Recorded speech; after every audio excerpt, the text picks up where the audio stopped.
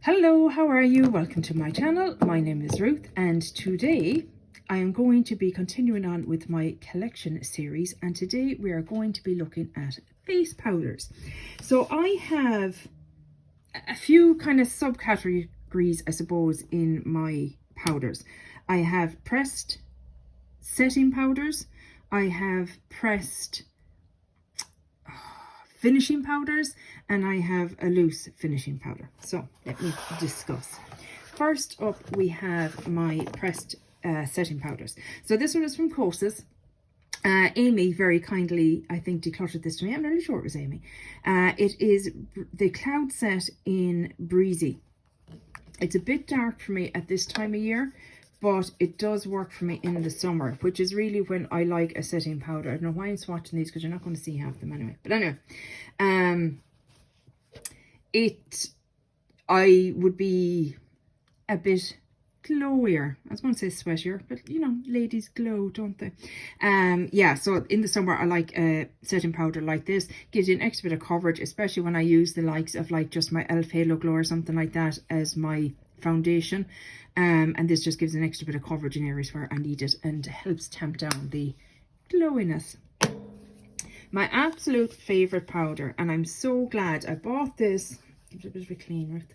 I bought this last Black Friday, I want to say, or in the January sales, I can't remember which. But I had used up small versions of it in the Ghost palette and the, what was the other one? The Sculpture palette, I think. And just absolutely loved it. So this is the Hourglass Ambient Lighting Powder in Diffused Light. And this is what it looks like. And I absolutely love this for under the eyes. It just really suits my colouring.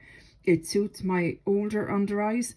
And it never really settles in and makes them look older or creepier. That I don't use it all over my face because it is expensive. And I do love how it looks in my under eyes. I don't need this quality of powder on the rest of my face, I don't feel like.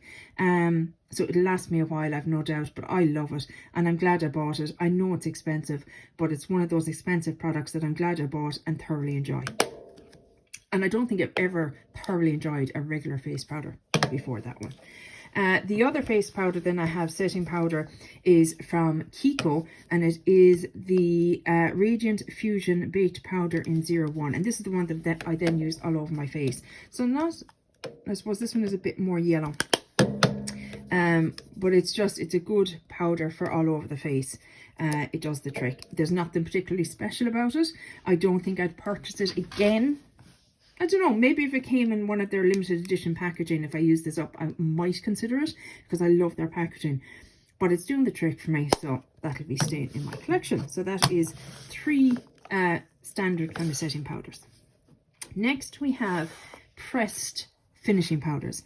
I love a finishing powder for when I'm finished the majority of my makeup. So I've all my powder side of it done, do my blush, my bronzer, my highlight and everything, and I'll go in then with a really fluffy brush and dip into one of these finishing powders and just put it all over the face, and just it meshes everything together and just leaves my face with a little bit of a glow that I thoroughly enjoy. Just makes my skin look so healthy, I feel.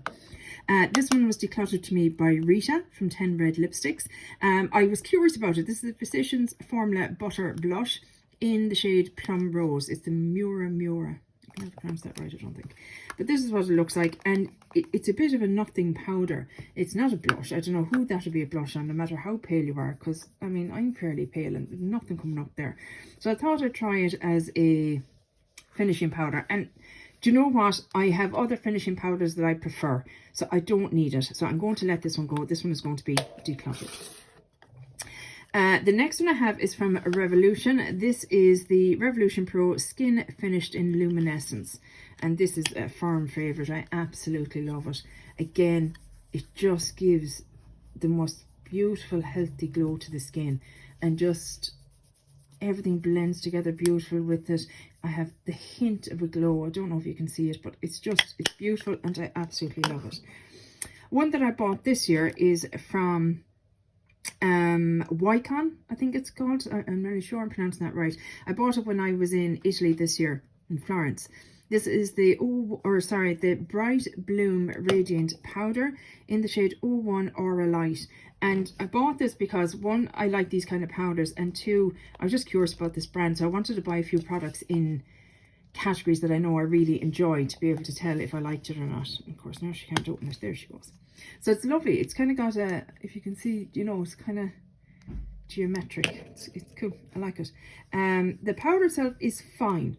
It's fine. It's not maybe as nice as the Revolution one, but it does the trick. So I'm going to keep it. And I do like the packaging. I think it's pretty, and it's nice to have something from a brand that I haven't had from before. An old classic. This is the Wet n Wild Colour Icon Bronzer in Reserve Your Cabana. Where they were going to call this bronzer, I'll never know.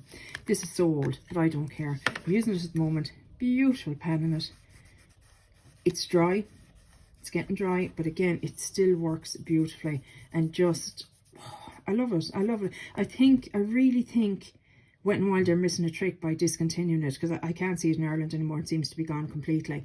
But like, why they don't bring it back as a finishing powder, I don't know. Just repackage it, remarket it, because it really is. I mean, this was a dupe from, what, 10, 15 years ago that people were talking about as a, you know, as a dupe for maybe Hourglass and stuff like that. It's just gorgeous. I love it. And I will use that up. I think this was my third one, I'm nearly sure. Oh, Mr. Snuffleupagus is over.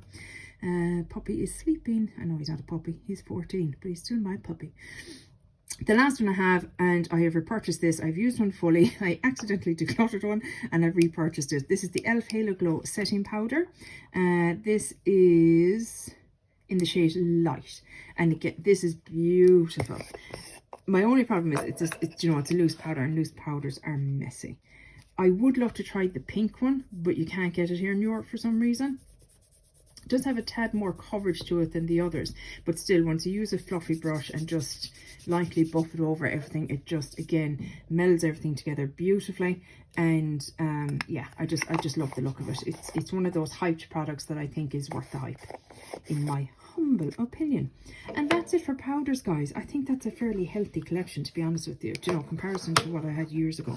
So we have 4, as I said, finishing powders, and we have 3 regular kind of traditional setting powders, and I'm decluttering this one from Physicians Formula.